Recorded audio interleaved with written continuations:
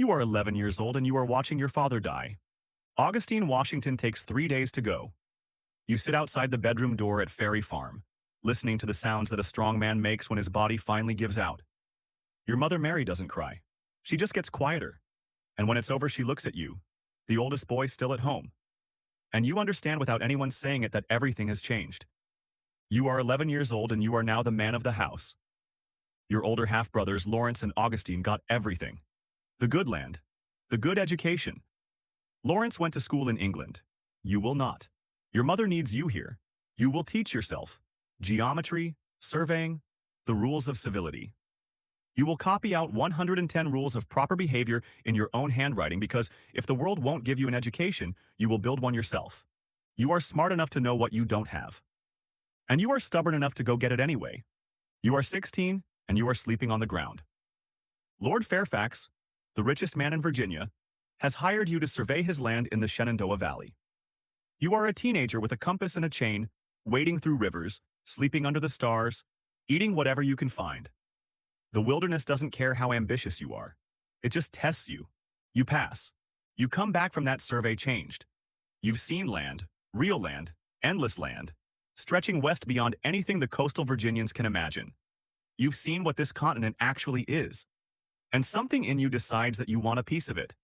You are 16 years old and you are already thinking like a man who intends to matter. You are 21 and you are about to make the biggest mistake of your life. The French are building forts in the Ohio Valley. The governor of Virginia needs someone to deliver a message. Get out. This land belongs to Britain. He picks you. You ride 500 miles through freezing wilderness in November and December, nearly drown crossing an icy river, nearly get shot by a French allied warrior, and somehow survive to deliver the message. The French say no. You come home and write a report about the journey. The governor publishes it. Suddenly, everyone in Virginia knows your name. You are 21 years old and you are already famous. This will go to your head. Just a little. The following year, you lead a small force back into the Ohio Valley. You ambush a French patrol in the woods at dawn, a skirmish so small it barely deserves to be called a battle. But the man you kill, Jumonville, turns out to be a diplomat. France is furious, Britain is embarrassed. Historians will later say that you, George Washington, a 22-year-old Virginia militia officer who was just trying to prove himself, fired the shot that started a world war. The 7 Years' War. The French and Indian War. A conflict that will eventually kill 1 million people across 4 continents. You started it. You don't know that yet. What you know is that a few months later, you are surrounded at a place called Fort Necessity, and you are forced to surrender and sign a document admitting to assassination, and you have to ride home in defeat and humiliation. You are 22 years old and you have already started a world war and lost your first battle. Things can only go up from here. They do. You spend the next several years fighting with the British Army, learning how real armies operate, watching British officers make catastrophic mistakes, surviving things that should have killed you. At the Battle of the Monongahela, you have 2 horses shot out from under you and 4 bullet holes in your coat. Every man on horseback around you dies. You don't. You start to wonder if you can't be killed. You come home from the war a genuine hero. You marry Martha Custis, a wealthy widow with 2 children and one of the largest fortunes in Virginia. You settle into Mount Vernon. You become a farmer, a businessman, a member of the Virginia House of Burgesses. You plant crops and breed hounds and order furniture from London and try to live the life of a Virginia gentleman. For 15 years, it almost works. But Britain won't leave you alone. The Stamp Act, the Townshend Acts, taxes on everything, paper, glass, paint, tea. Parliament insisting it has the right to tax colonists who have no representation in Parliament. You watch it happen and you get angrier with each passing year. You are not a radical. You are not a firebrand like Patrick Henry or Sam Adams. You are a wealthy planter who just wants to be left alone. But you understand something that the British don't seem to understand. You cannot humiliate men like this and expect them to stay quiet forever. By 1775, it is no longer about taxes. It is about something deeper. Dignity. Rights. The question of whether free men can be governed without their consent.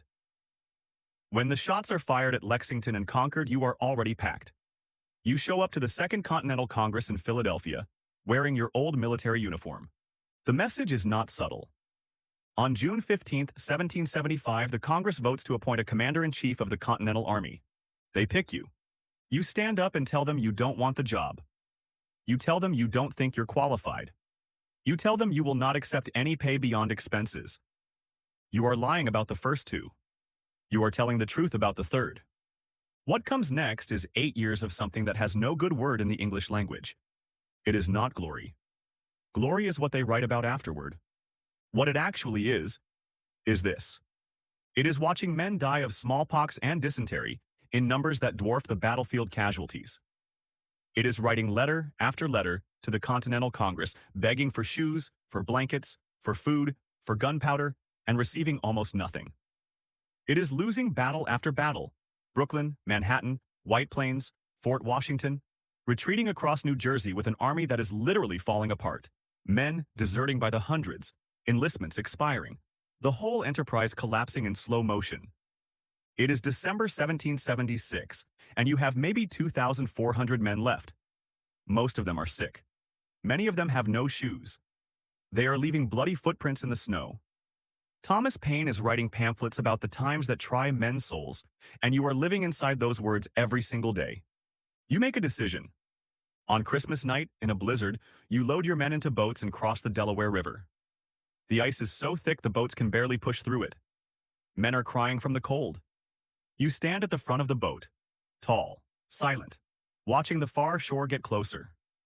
You attack at dawn. The Hessian garrison at Trenton is completely surprised. The battle lasts 45 minutes. You take 1,000 prisoners and lose almost nobody. A week later, you win again at Princeton. It is not enough to win the war, but it is enough to save it. The army stays together. The revolution survives. Valley Forge is the winter that breaks everything except you. December 1777. You lead what's left of your army into a frozen hillside 20 miles outside Philadelphia. The British are comfortable in the city. You are in the woods. 2,000 men will die here, not in battle but from cold and hunger and disease. You watch it happen, and there is almost nothing you can do. Almost. You write the letters. You make the arguments. You hold the army together through sheer force of will. A Prussian officer named Friedrich von Steuben arrives and begins drilling your men into something that actually resembles a professional army. By spring, what walks out of Valley Forge is a different force than what walked in. The French alliance comes through. Money, ships, troops. The war has changed. It takes 3 more years. Yorktown. October 1781. You have marched your army 400 miles in secret. The French fleet has sealed off the harbor. Cornwallis is trapped. After a 3-week siege, the largest British army in America surrenders. You don't celebrate much. You have already learned that wars end slowly and messily, and that there is always more work to do. You are right. The work is a country. In 1787, you come out of retirement to preside over the Constitutional Convention in Philadelphia. You sit at the front of the room every day for 4 months, and you say almost nothing. You don't need to. Your presence is the argument. If George Washington believes this Constitution is worth signing, then maybe it is worth signing. They finish it. You sign it. In 1789, every single electoral vote goes to you. Every single one. You are unanimously elected the first president of the United States of America. You don't want the job. You take it anyway. 2 terms, 8 years. You set every precedent that will define the office for the next 2 centuries.